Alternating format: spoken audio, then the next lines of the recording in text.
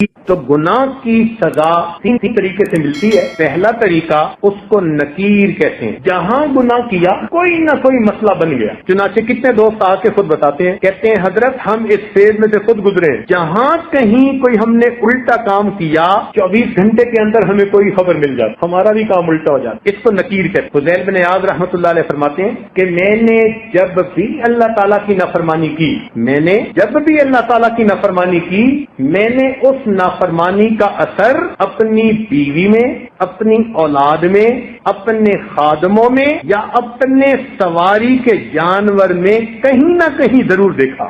میں نے اللہ کی نافرمانی کی، میرے جتنے ماتحت تھے اس میں سے کسی نہ کسی نے میری نافرمانی۔ تو ہم غور کریں، اگر آج بیوی ہماری بات نہیں سنتی تو کہیں اللہ تعالیٰ کی نافرمانی کا یہ نقد سزا تو نہیں ہے؟ آج اولاد جو نافرمان بن گئی، کہیں اللہ تعالیٰ کی نافرمانی کی نقد سزا تو نہیں ہے؟ کام کرنے والے کاروبار میں جو دھوکے دے جاتے ہیں، کہیں یہ نقد سزا تو نہیں ہے؟ تو اس کو نکیر کہتے ہیں کہ گناہ کیا اور اس گناہ کی فوراً سزا ملی، غلطی کی تھپڑ لگ گیا تو پھر سنبھل گیا کہ اچھا اب نہیں کرنا۔ یہ اللہ تعالیٰ کی رحمت ہوتی ہے۔ غلطی پر جب ماں تھپڑ لگا دیتی ہے نا تو ماں کی شفقت ہوتی ہے، سمجھانا ہوتا ہے خبردار آئندہ نہ کرنا۔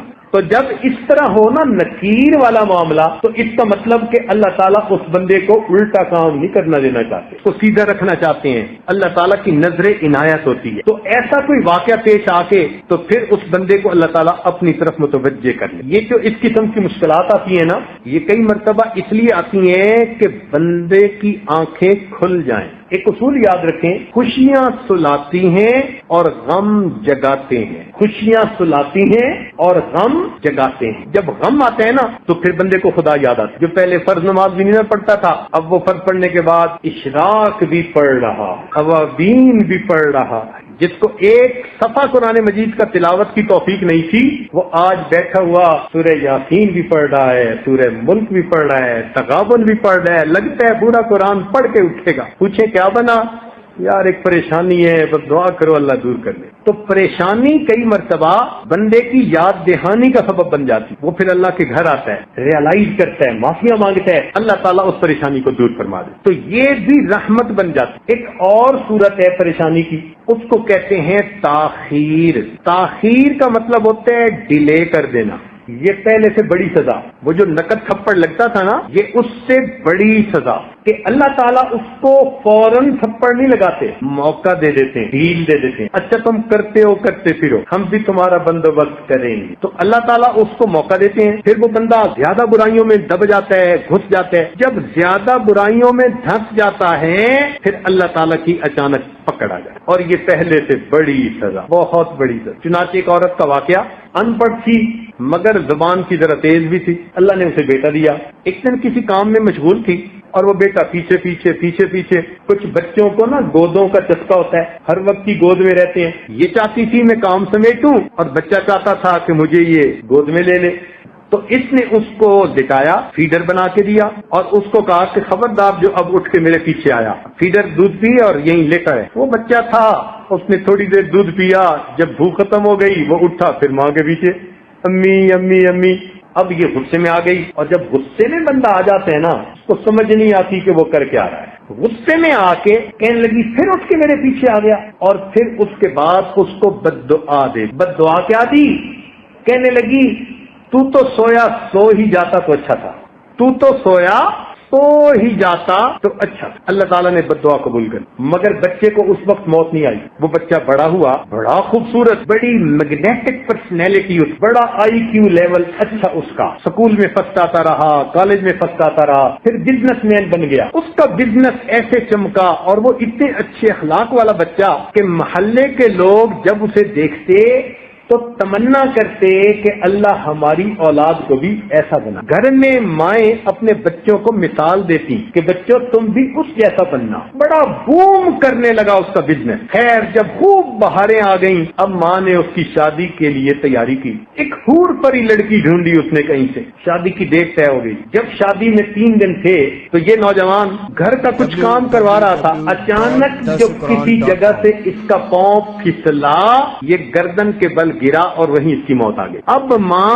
اتنا روئی کہ میرے اتنے جوان بیٹے کو موت آئی کہ ذہنی توازن کھو بیٹھے، پاگل بن کے چلتی تھی گلیوں میں۔ چھوٹے ہوتے ہوئے ہم اسے دیکھا کرتے تھے تو ہمیں ہمارے بڑوں نے یہ بات بتائی کہ بعد میں محلے میں کوئی بڑا نیک بندہ تھا، اس کو ایک خواب کے ذریعے سے بتایا گیا کہ یہ جو اس عورت کے ساتھ معاملہ ہوا یہ اسی کی بد دعا کو ہم نے قبول کیا تھا، اس نے بچپن میں بد دعا کی تھی، ہم نے بد دعا تو قبول کر لی مگر پھل کو پکنے دیا، جب پھل پک کے تیار ہو گیا اب ہم نے پھل کو کاٹا، تجھے پتا چلے تو نے کس نعمت کی ناقدری کی۔ کتنی بہنیں ہیں جو اپنے بھائیوں کو بد دعا دیتی، کتنی مائیں ہیں اپنے بیٹوں کو بد دعا دیتی، کتنی بیویاں ہیں اپنے خاندوں کو بد دعا دیتی، پھر بعد میں بیٹھ کے روتی ہیں۔ تو کیا پتا ہماری ہی بد دعا جو کبھی غصے میں کی تھی آج جا کے اس کا اثر ظاہر ہو۔ تو اس کو پہلے سے بڑی سزا ہوتی ہے، اس کو کہتے ہیں تاخیر۔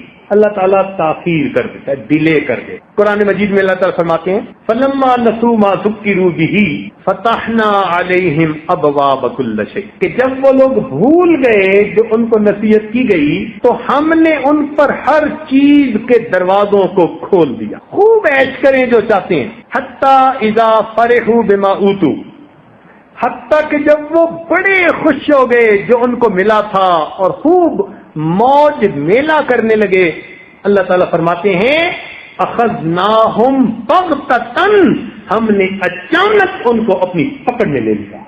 یہ بہت خطرناک سزا ہوتی ہے۔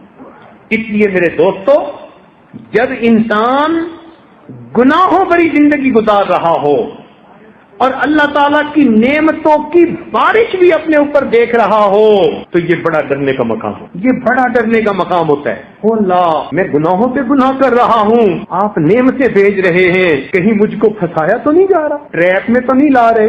اس کو تاخیر کہتے ہیں۔ اور ایک اس سے بھی بڑی سزا، اس کو کہتے ہیں اللہ رب العزت کی خفیہ تدبیر، اللہ تعالیٰ کی خفیہ تدبیر، کہ اللہ تعالیٰ ایسی طرح سے بندے کو سزا دیتے ہیں کہ بندے کو پتہ بھی نہیں چلتا کہ یہ سزا، ایسی طرح سے سزا دیتے ہیں۔ مثال کے طور پر جوانی میں بدماشیاں کی اور اللہ تعالیٰ نے بڑھاپے میں بیوی کو نافرمان بنا دی۔ جب اولاد جوان ہو اور ماں کا ساتھ دے رہی ہو اور اس وقت بیوی اپنے خاوند کی نافرمان ہو جائے تو جتنا بڑھاپا اس بندے کا خراب ہوتا ہے وہ اپنی کیفیت کسی کو بتا بھی نہیں سکتا۔